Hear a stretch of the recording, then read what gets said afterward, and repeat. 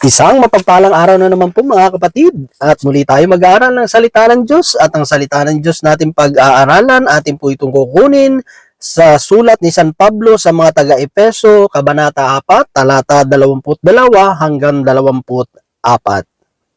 Ang sabi po dito, iwan na ninyo ang dating pamumuhay.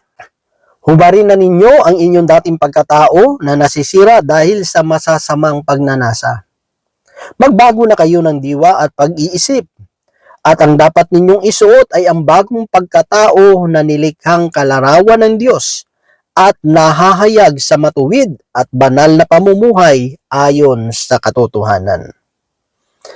Mga kapatid, mga magulang, mga kaibigan, ito po ang salita ng Diyos. Ang papuri, ang pagsambay para lamang sa Kanya. Yan. Ito mga kapatid ay sulat ni San Pablo sa mga taga-Epeso. At ito mga kapatid ay pinapaalalanan ni San Pablo ang mga mananampalataya sa lugar ng Epeso na iwan na yung dati nilang pamumuhay. Ano yung dating pamumuhay na yon na dapat hubarin? No, sabi doon, hubarin na ninyo ang inyong dating pagkatao na nasisira dahil sa masasamang pagnanasa. Iwan yung dating pamumuhay, hubarin yung dating pagkatao na nasisira dahil sa masasamang pagnanasa. No? At sabi doon, no, so you were taught with regard to your former way of life to put off your old self which is being corrupted by its deceitful desires. So sabi doon mga kapatid, yung way of life natin dati, iwanan natin yon, no? Hubarin yung dati nating pagkatao na nagdudulot o dahil sa mga masasamang pagnanasa. Kasi mostly, no, sa dati nating pamumuhay, yung dati nating pagkatao, yung ating iniisip, yung pagnanasa, yung desire ng puso natin ay hindi mga bagay na maka-Diyos, hindi bagay na makalangit. Mostly kasi yung desire ng tao is yung mga bagay na panglupa. No? Ano yung mga yung pride of life, no? Yung kayamanan sa mundong ito, yung treasure, yung wealth sa mundong ito, yung power, 'di ba? Yun ang yung desire ng tao eh.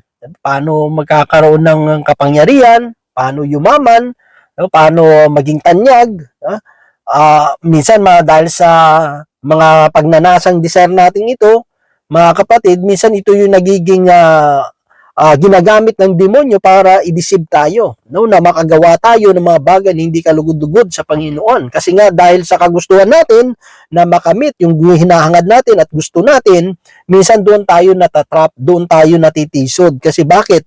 Kasi nga yun ang gagamitin kasi ng demonyo eh. Diba?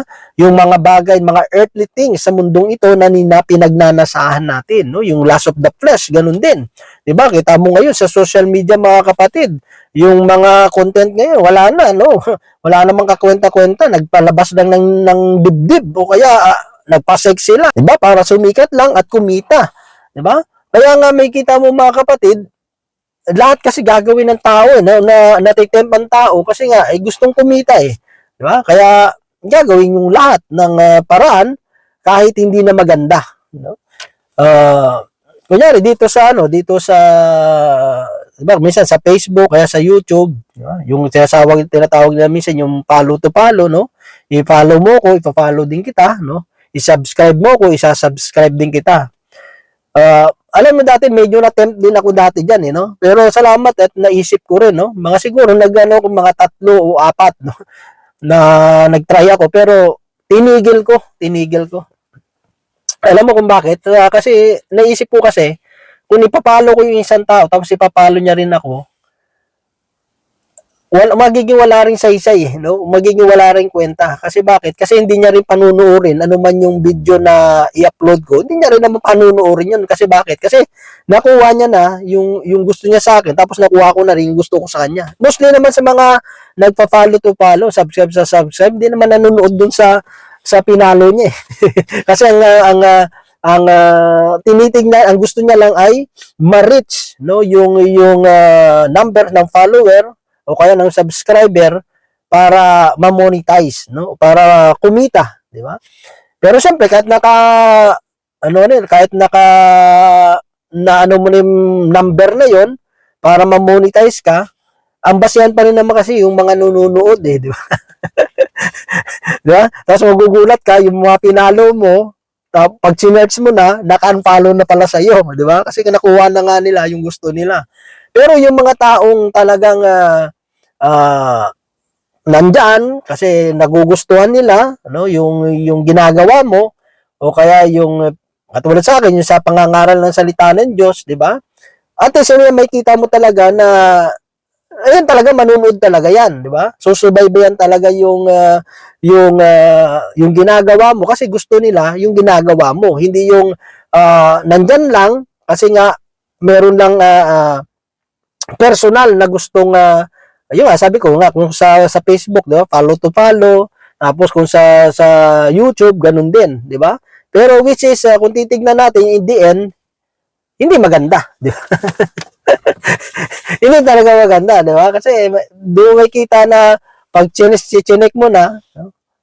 Mga yung nag-follow sa'yo, non-follow na, no? Pero yung mga talagang natutuwa, no? Yung mga talagang tao na nagustuhan yung content mo, may kita mo nandyan pa rin eh, no? Na alam mo yung mga tao yun talaga yung palaging nakikinig at nanonood, di ba? So, minsan kasi pag yung sa desire kasi natin, diyan kasi minsan diyan tayo ititempt, di ba?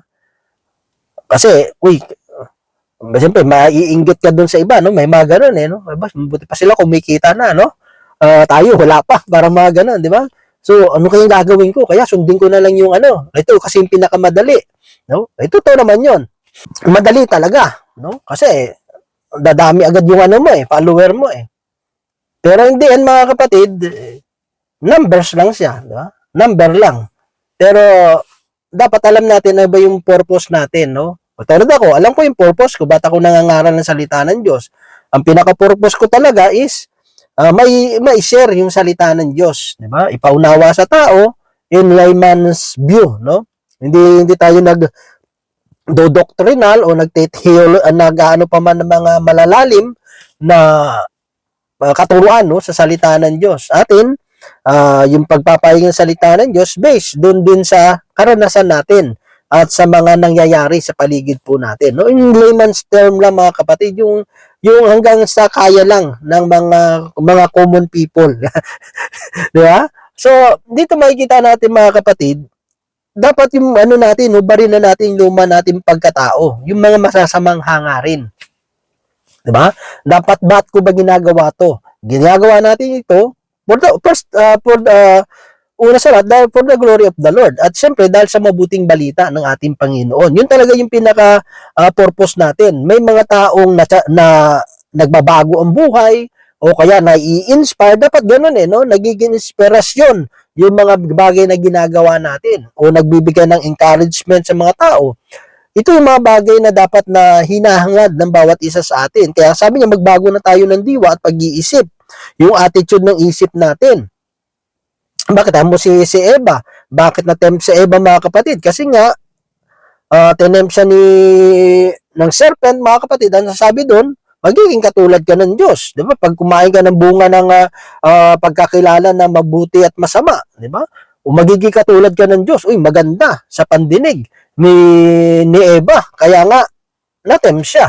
Di ba? So, makikita natin dito mga kapatid, ang dapat nating sinusuot, sabi doon, is yung bagong pagkatao na nilikhang kalarawan ng Diyos. Kaya nga, dapat tayong mga mananampalataya, nandun yung Christ-likeness. Makita si Kristo sa bawat isa sa atin. Kaya may kanta, let them see Christ in me. Let them see Christ in me. Yun talaga yung hangad ng puso natin. Lalo tayo naglilingkod sa Panginoon na makita si Kristo sa atin. At yung para makita si Kristo sa atin, ito ay mahahayag sa pamamagitan, sabi doon, ng matuwid at banal na pamumuhay. No? Kapag tayo ay namumuhay ng matuwid, ito yung tama, ito yung matuwid na dapat gawin, yun no? Ginagawa mo ba ito dahil sa pera? Ginagawa mo ba ito dahil sa personal na motibo mo? Tama ba ito? No? Kasi tayong mga tao, marami tayong justification na ginagawa sa buhay. Pero ang tanong dyan, matuwid ba yan? Tama ba yan? Diba? May mga tao minsan nagnanakaw ng pagkain kasi sabi nila, mamamatay na ako sa gutom Pero ang tanong doon, tama ba yan? Matuwid ba yan? Diba? Kasi Pag sinabi mo niyan, bakit may mga taong nagugutom pero hindi nila naiisip na gumawa ng masama, na magnakaw? Bakit ikaw nagagawa mo yan? Ibig sabihin, yung isip mo, yung utak mo, hindi maka-Diyos. Kundi, ang iniisip mo lang, ma-survive yung sarili mo. Pero bakit may mga tao na kahit nagugutom man, pero hindi nila naiisip na magnakaw? No? Kasi bakit? Kasi yung isip nila, mga kapatid, gusto nilang mamuhay ng matuwid at banal na pamumuhay. At ito yung mga bagay na kinalulugdan ng Diyos. Pamumuhay ayon sa katotohanan. Sabi dun sa NIV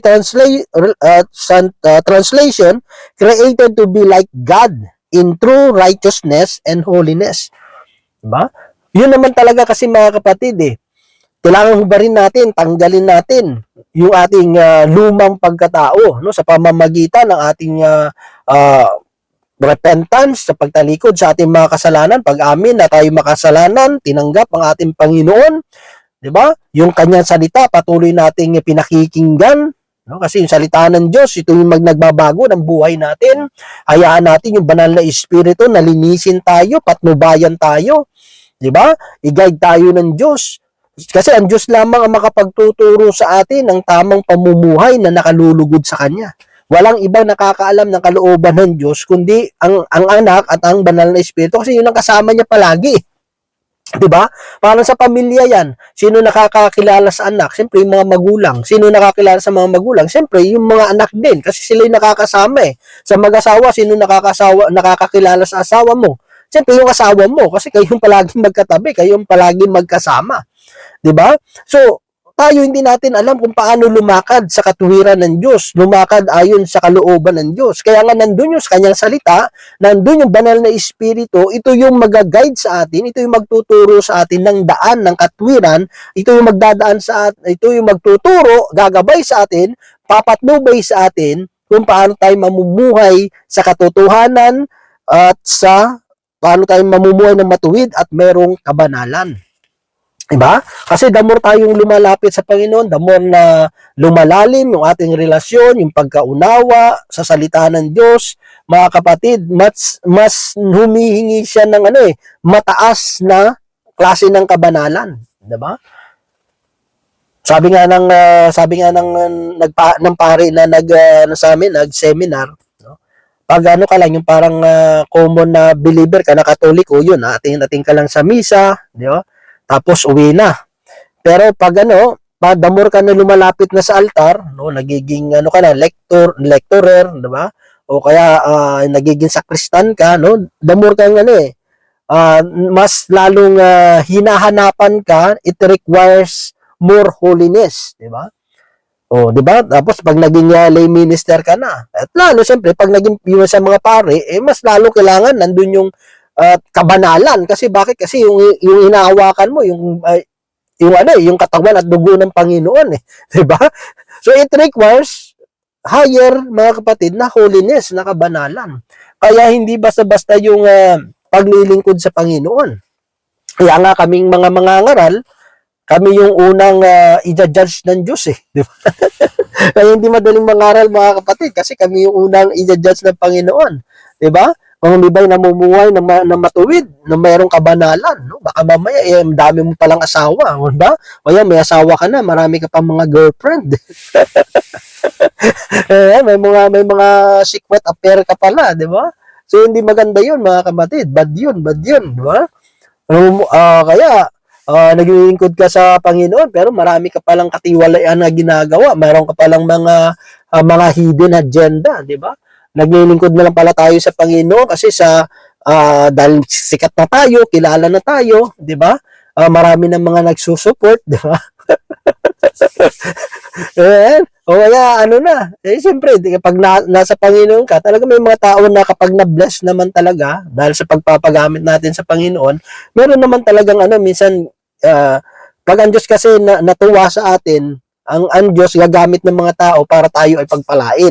Normal talaga 'yon, no? Pero wag natin namang yung magte-take advantage, no? Kasi bad 'yun, hindi maganda 'yun, mga kapatid, 'di ba? Kasi pagdating ng araw, rin tayo, tawag doon, malalantad, no? Mahayag, No? Siyempre, kaya yun mga kapatid, no? Pag nalantad, yung mga kalokohan na pinagagagawa pala natin, di ba?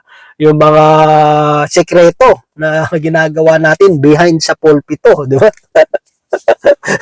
No? So, nakakaya yun mga kapatid, di ba? Tapos, kapag nalaman na ng tao yun, no? Tapos tatayo pa rin tayo sa pulpito, parang ang tigas na ng mukha natin. Di ba?